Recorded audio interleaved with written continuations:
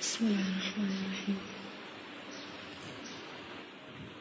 الله أكبر. اللهم باعد بيني وبين خطاياي كما باعدت بين المشرق والمغرب.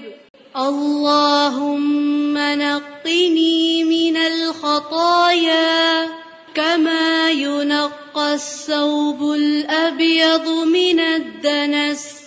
اللهم اغسل خطاياي بالماء والثلج والبرد. سبحانك اللهم وبحمدك وتبارك اسمك وتعالى جدك ولا إله غيرك.